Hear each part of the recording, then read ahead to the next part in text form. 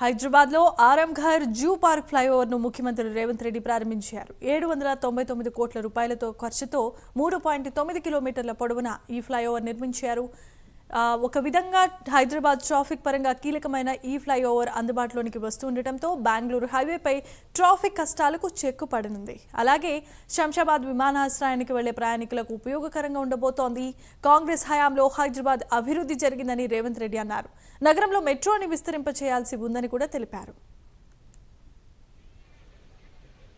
Honourable mayor GHMC Shrimati Gadwal जो शहीद हुए जो डॉक्टर मनमोहन सिंह जी का नाम ये फ्लाईओवर के लिए हम रख देंगे, क्योंकि जब पीवी नरसिंह राव जी प्रधानमंत्री थे, डॉक्टर मनमोहन सिंह ने फाइनेंस मिनिस्टर थे. देश के लिए 10 साल प्रधानमंत्री इतना काम किए मनमोहन सिंह जी. उनका नाम याद रखना अपनी जिम्मेदारी है.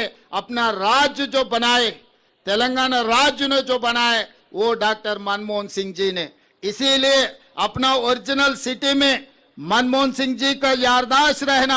इसीलिए ये फ्लाईओवर को मैं असदुद्दीन ओवैसी साहब और श्रीधर बाबू जी से गुजारिश करता हूँ, ये आप लोग मान लेना, ये इधर ये जो फ्लाईओवर को डॉक्टर मनमोहन सिंह जी का नाम रखेंगे, क्योंकि वो देश का नाम पूरा दुनिया में आगे लेकर गए. उनके नाम याद रखना, क्योंकि मैं फाइनेंशियल डिस्ट्रिक्ट में उनका स्टैचू लगा रहा हूँ.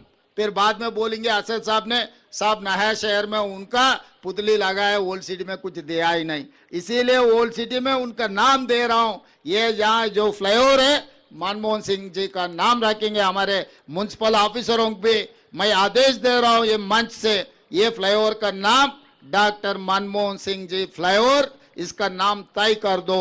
ये नगर अभिवृद्धिलो మెట్రో విస్తరించాల్సిన అవసరం ఉన్నది. గోదావరి జలాలను తీసుకురావాల్సిన అవసరం ఉన్నది. మూసీ నదిని పునరుజ్జీవింపజేయాల్సిన అవసరం ఉన్నది. ఆనాడు నిజాం సర్కార్ 1908లో వరదలు వచ్చినప్పుడు హైదరాబాదు నగరంలో వేలాది మంది చనిపోయినప్పుడు ఆ రోజు మోక్షగుండం విశ్వేశ్వరయ్యను ఒక ఆర్కిటెక్ట్గా ఇంజనీర్గా నియమించి ఉస్మాన్ సాగర్ హిమాయత్ సాగర్ను నిర్మించడమే కాకుండా వకారాబాద్ నుంచి వచ్చే మూసా ఈసా నదుల యొక్క వరదల్ని నియంత్రించి హైదరాబాద్ నగరానికి తాగునీటి సమస్యను పరిష్కరించడమే కాకుండా ఈ హైదరాబాద్ సిటీని లేక్ సిటీగా, లేక్స్ అండ్ రాక్ సిటీగా ప్రపంచంలోనే ఒక గొప్ప పేరు నిజాం సర్కార్ ఆనాడు హైదరాబాద్ నగరానికి తీసుకొచ్చిండు. ఇవాళ ఆనాడు నిజాం చేసిన అభివృద్ధిని పరిరక్షించుకుంటే ప్రపంచ చిత్రపటంలో హైదరాబాదు నగరంతో పోటీ పడే నగరమే లేదు. కానీ కాలక్రమేణా కబ్జాదారులు లేదా ఆక్రమించుకోవడం వల్ల హైదరాబాదు నగరం యొక్క సుందరీకరణ దెబ్బతింటున్నది.